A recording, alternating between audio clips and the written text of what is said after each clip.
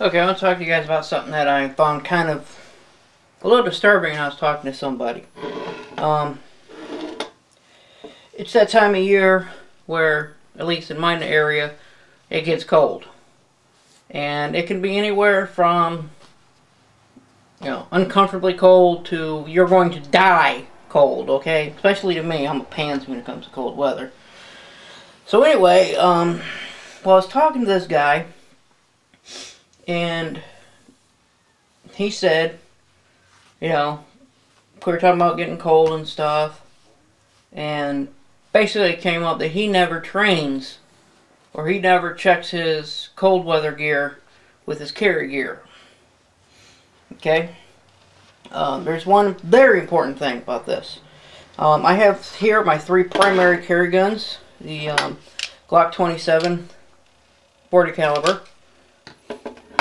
the Glock 21 and 45 ACP, and the Kel-Tec P32. Now, I kind of do my carry like this. Okay, I like how there's a line right around the table. These two I carry with the idea that I'm going to fight. Okay, I have 10 shots of 40 caliber, 13 shots of 9mm of 45 ACP with no reload. Okay, that's just in the gun itself. So I have a decent hitting caliber with a decent amount. I'm going to take cover, I'm going to gauge the threat and see what I can do. This one is a 32 caliber, holds 6 rounds, 7 rounds total, 1 in the chamber. This is my, I'm going to shoot and I'm going to run gun. Okay, I carry this when concealment is absolutely critical. When I'm wearing a suit or something like that, where I might take my jacket off, I can carry this to where you can't, it's completely undetectable. Let me move this up a little bit. The other way. Yeah, there. Okay. So that's why I got my kind of separation. That meaning, I'm not going to be so concerned with a reload on this as I am with these two. I am not so concerned about, basically that's it really. So anyway, so what I'm going to do is show you, I just bought a new pair of gloves because I can't find what happened to the other pair. And these are a little thick, thicker than I normally get, And so what I'm going to do is, because my cold weather clothing is pretty much the same, I wear a sweater, I put a coat on. And when I put my coat on, a lot of times I pull my sweater up. You can't see that. Pan up a little more. Hopefully you can see this now. Okay, no you can't. Anyway, I just pull my coat or my sweater up over the gun. So basically what I want to be able to do is everything I can do without gloves with the gloves. Now I'll show you what that entails. I'm going to start with the Glock 21. So I'm going to go ahead and put my gloves on.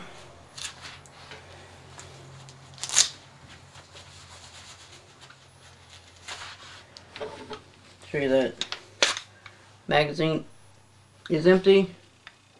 Chamber is empty. And I'm moving this again because I can't. You know what? I think that's the way I should have went because I'm an idiot. Anyway. So, I can drop the slide. I can pull the trigger. Like them dogs doing down there. Now that's the important part. With your trigger finger still in the trigger guard, rack the, well, let me pop the magazine off and do this a lot better. Rack the slide. Make sure that trigger can reset. If it can't reset, you can't pull the trigger again. So it's really important that you can have reset. Now, even though I've done it a few times, drop the magazine out.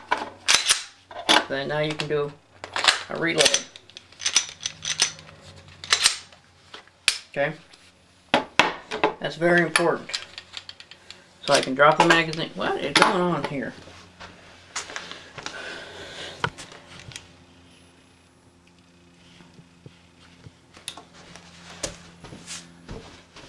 Okay, so I've dropped the magazine out again.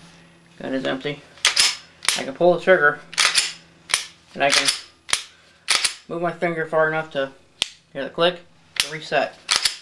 Okay, and I can reinsert the magazine. Now the magazine drop on this one's a little messed up because of the extra cloth there. It stops it, so I have to reach up and pull it. Okay. Doesn't do it on the 21 because the grip frame is longer, so it can just drop free. Now this one I might have a little concern with,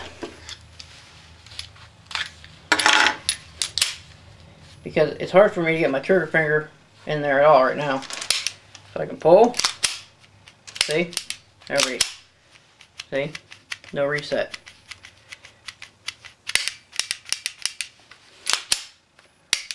There we go. So I actually have to push my finger all the way forward to get to go. So I'm going to have to keep conscious of that, which I probably won't be. I mean, look at that. It almost hangs on there. So now I know that. So I know if I'm carrying this, I'm probably going to have a single shot weapon with my gloves on.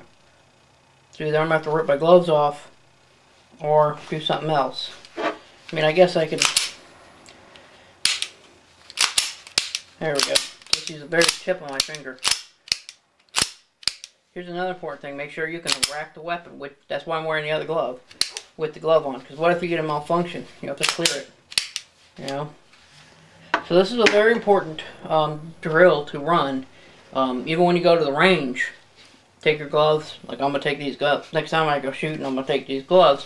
And I'm going to fire a few rounds with the gloves on. So as you can see that. So what I do when I put my sweater on is I actually have it draped back here. So I have to just clear the coat and pull. Another thing that you want to do is make sure that you can get to your holster with these gloves on, in case they're a little bit thicker. My regular concealment holster is not going to be a big deal because it's not but a pouch. But this one, the Serpa, since you have that locking mechanism right here, it's important if you can engage that with your gloves on, because you have less dexterity. So I mean, I can't feel really where it's at, but because of the design of the holster, I hit the gun with a good grip, and my fingers just goes right there. So there you go. Take that off so I can manipulate the camera.